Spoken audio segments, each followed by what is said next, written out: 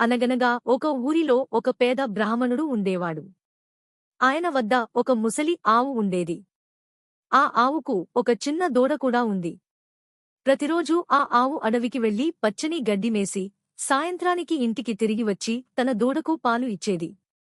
ఒకరోజు ఆవు అడవిలో గడ్డి మేస్తుండగా ఒక్కసారిగా ఒక పెద్ద పులి గర్జిస్తూ అక్కడికి వచ్చింది.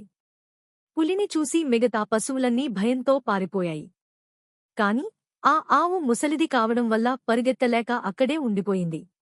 ఆకలితో ఆవు మీదకు దూకబోయింది. అప్పుడు ఆవు పులికి నమస్కరించి ఇలా అంది. పులి రాజా, ఒక్క నిమిషం నా మాట విను. నాకో చిన్న దూడ ఉంది. నేను తప్ప దానికి పాలిచ్చేవారు ఎవరూ లేరు. దయచేసి నన్ను ఒక్కసారి ఇంటికి వెళ్ళనివ్వు. నా బిడ్డ ఆకలి తీర్చి తిరిగి వస్తాను. నీకు ఇచ్చిన మాట తప్పను. పులి కోపంతో, ఏమిటి? చేతికి చిక్కిన ఆహారాన్ని వదులుకోమంటావా? నాకు చాలా ఆకలిగా ఉంది. నిన్ను ఇప్పుడే తినేస్తాను అని గర్జించింది. కాని ఆవు బ్రతిమాలడంతో పులి మనసు కరిగి సరేనంది.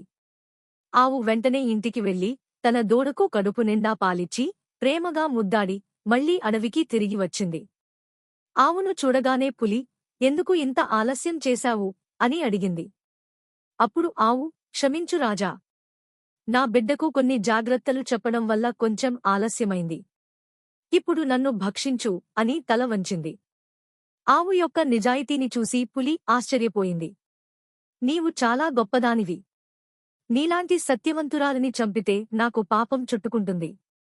నీవు క్షేమంగా వెళ్ళి నీ బిడ్డతో సుఖంగా ఉండు అని చెప్పి పులి అక్కడి నుండి వెళ్ళిపోయింది. ఎప్పుడూ నిజమే చెప్పాలి.